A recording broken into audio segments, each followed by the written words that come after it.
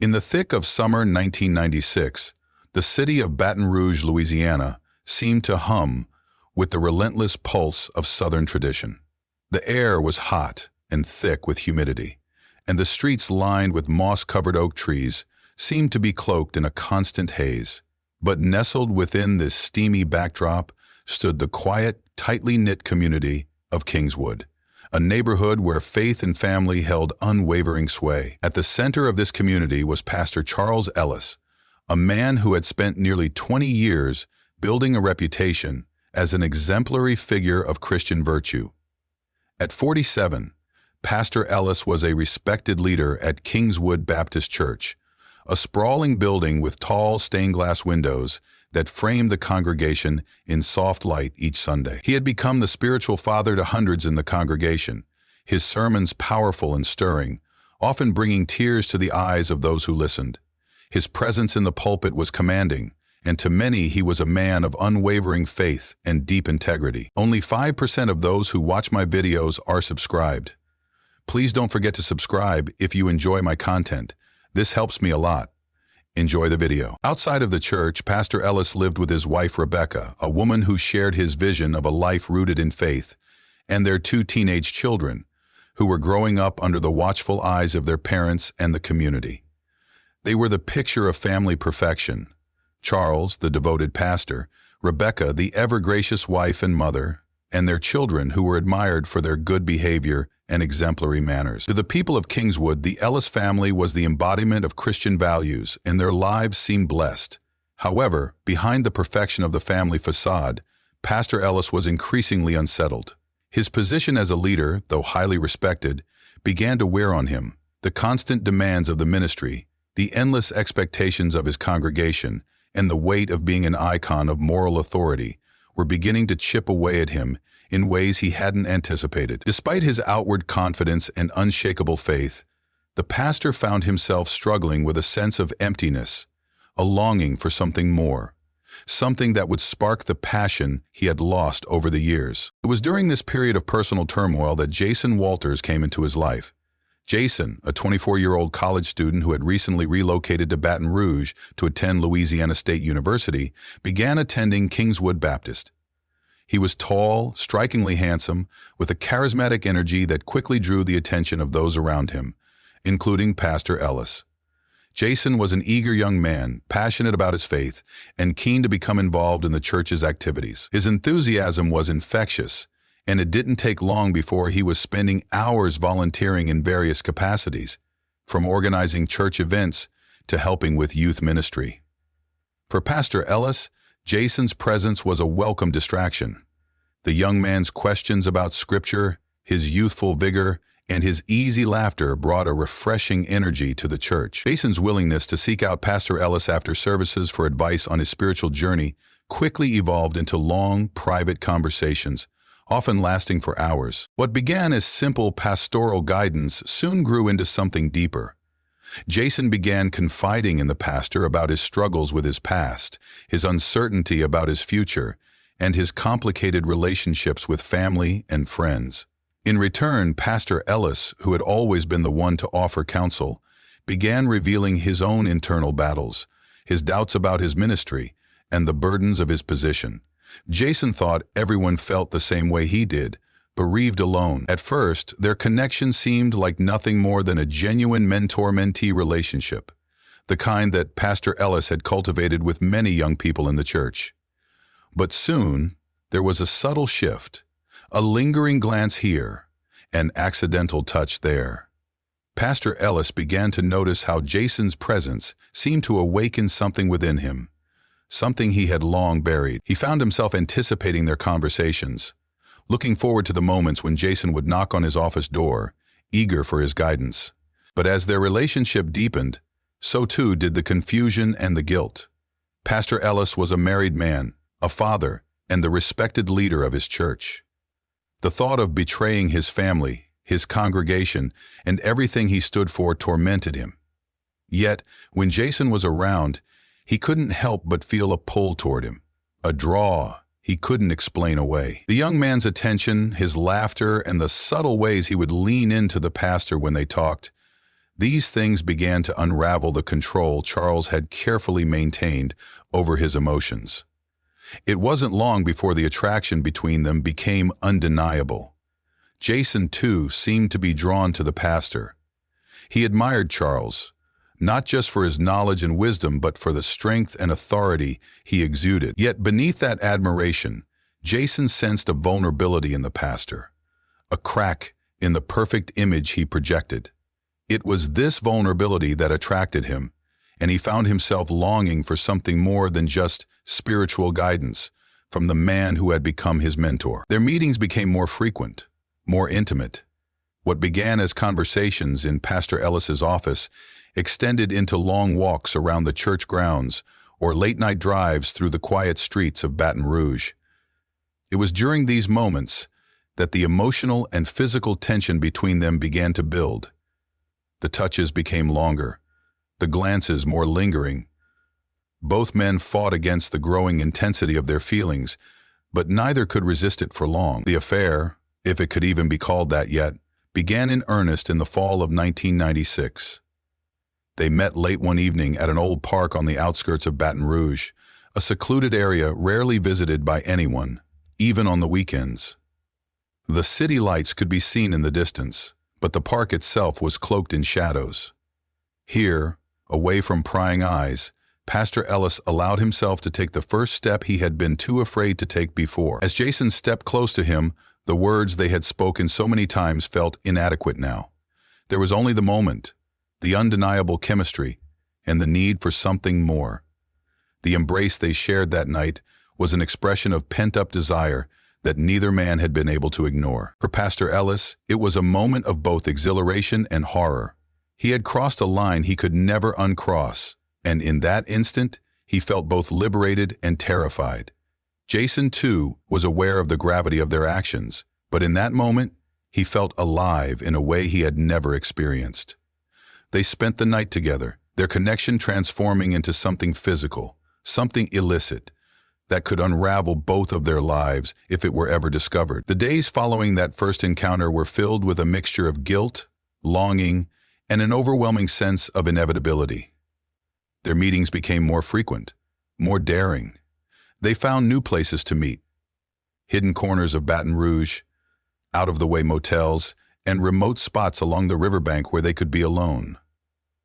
The excitement of their secret affair grew, but so too did the tension. Pastor Ellis found himself living a double life.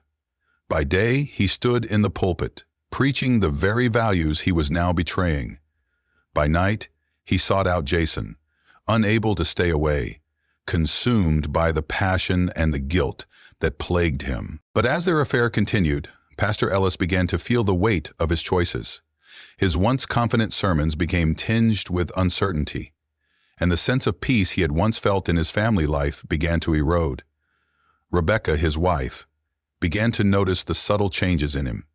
She saw the exhaustion in his eyes, the distance in his voice when he spoke to her, and the late nights he started to spend away from home. But the pastor, ever the protector, did his best to keep up appearances, even as the tension in his life continued to mount. At the same time, Jason's own feelings began to shift. What had started as admiration and attraction soon turned to frustration. He found himself wanting more from the pastor, more recognition, more time, more validation.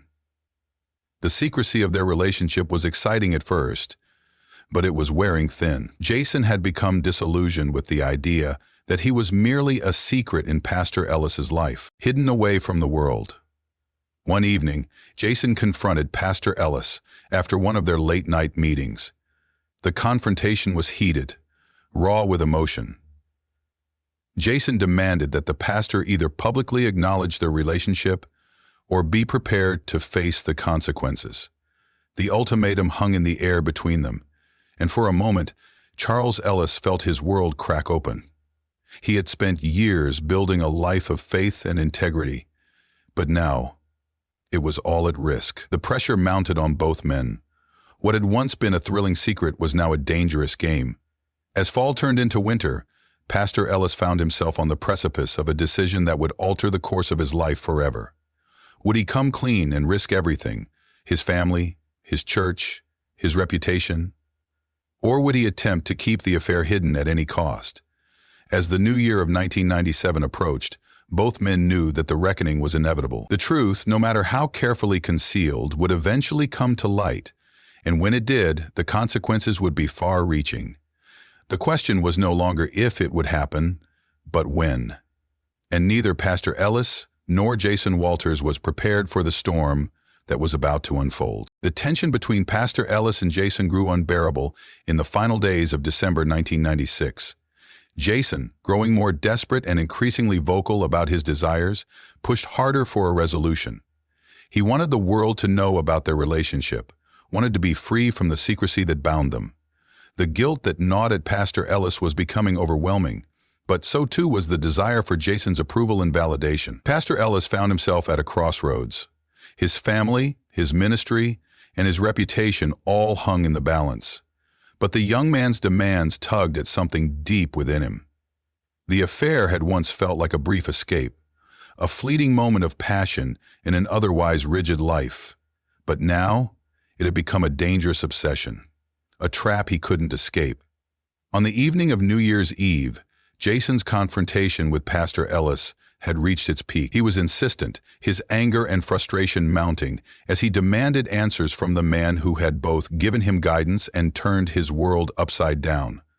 Jason wanted something more than the secrecy, more than the stolen moments that had defined their affair. The young man needed acknowledgement, needed Pastor Ellis to step into the light and claim him as more than just a hidden secret.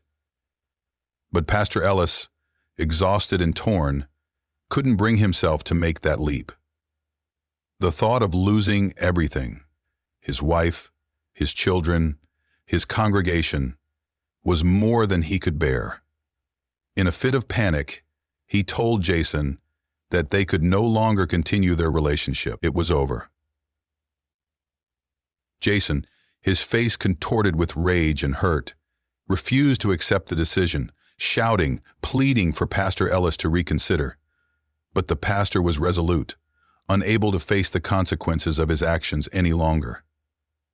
That night, Jason left in a fury, slamming the door behind him as he stormed out into the cold night.